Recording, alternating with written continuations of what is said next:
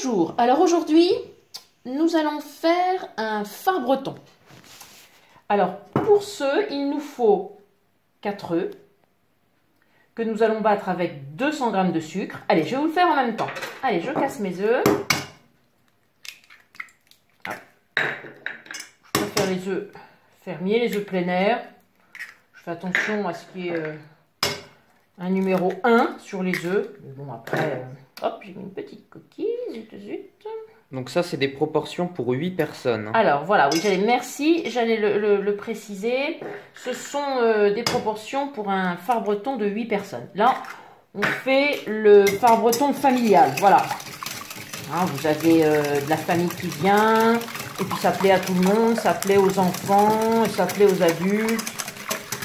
Personnes de tous âges. Alors, je vais incorporer le sucre, donc 200 g de sucre à mes 4 œufs, que je vais bien battre avec mon fouet, de manière à ce que le mélange soit légèrement mousseux à la fin.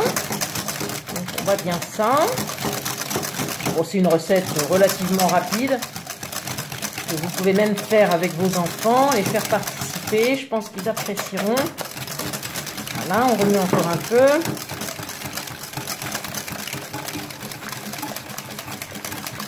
Voilà, on commence à avoir une belle texture. Voilà. Ensuite, je vais y ajouter 250 g de farine. Alors bon, c'est la farine de blé. Si vous avez, alors si vous n'avez pas de... Des fois, il peut y avoir à certaines périodes des pénuries de farine de blé. Vous pouvez mettre de la farine, un peu de riz. Mais il faut savoir qu'avec la farine de riz, il faudra toujours mettre un petit peu de fécule de maïs, de maïzena, à quantité égale de farine de blé.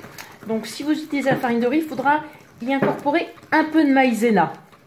2 tiers, 1 tiers. Hein.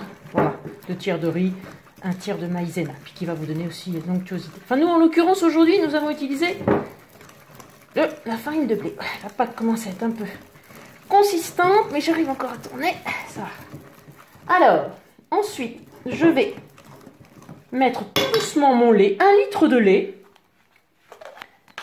C'est une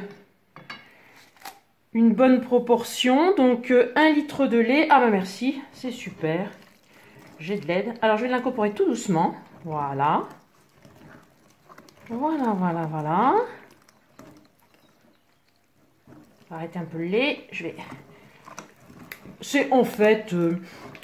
comme une pâte à crêpes. C'est la même base. Voilà, on remet bien, de manière à ce qu'il n'y ait pas de grumeaux. Vous voyez, j'ai une belle pâte bien onctueuse. Doucement pour le lait, on va le mettre petit à petit. Voilà, on ne met pas le litre d'un seul coup, on y va progressivement. Voilà, et on termine. Vous voyez, c'est bien onctueux, bien beau. C'est un peu même style aussi que le clafoutis. Tout ça, c'est un petit peu similaire. Voilà. Alors, à la suite de ça, nous allons mettre du rhum. Alors, moi, il se trouve que j'avais une petite bouteille là de Planteur au rhum vieux ambré, mais le rhum Negrita fait très bien l'affaire, ce que vous avez dans votre placard ou un autre alcool ressemblant. Voilà. Donc 4 cuillères à soupe. Alors là, je vais mettre 4 cuillères à soupe. Merci. J'ai mon assistant là. Comme ça, 1, 2, 3 et 4. On aurait presque pu utiliser toute la fiole. Et là, on peut ajouter un petit peu d'arôme de vanille si on le souhaite, voilà. Mais c'est pas obligatoire. Tout à fait. Et bien là, on va en mettre un petit peu. Allez. Hop là.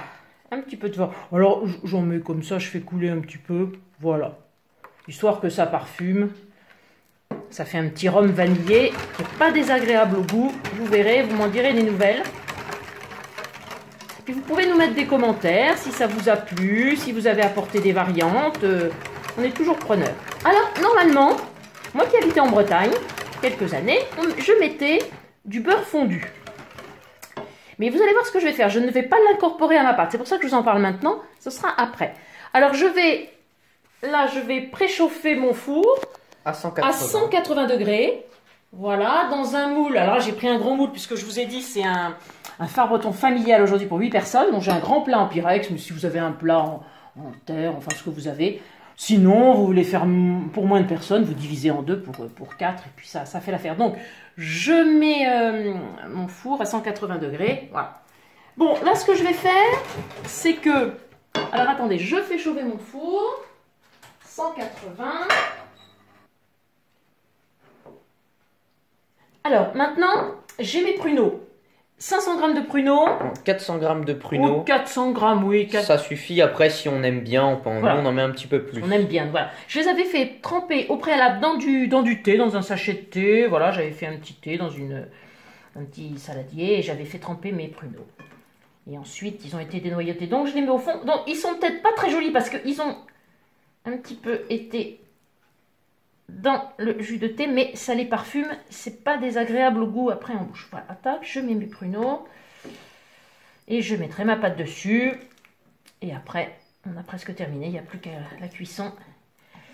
Et vous avez un super dessert pour vos repas en famille. Voilà, hop, hop, hop. Voilà, ça y est, tout est mis. Je refais un petit peu et je mets ma pâte dessus.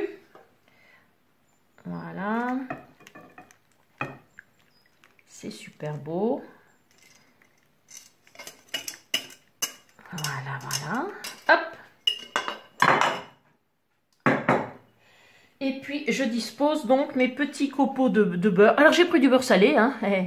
Qui dit breton dit beurre salé. Je les dépose comme ça. Et ça va donner une jolie couleur après au sortir du four. Voilà, plutôt que de faire... mais vous pouvez, si vous voulez, mettre du beurre fondu, plutôt que de mettre ça. Mais vous verrez, c'est pas mal. C'est une petite astuce qui est assez sympa. Voilà. C'est terminé. Voilà. Et donc maintenant, on préchauffe notre four à 180 voilà. Et on enfourne pour 35 à 45 minutes une fois que le beurre dessus se soit bien doré. Exactement.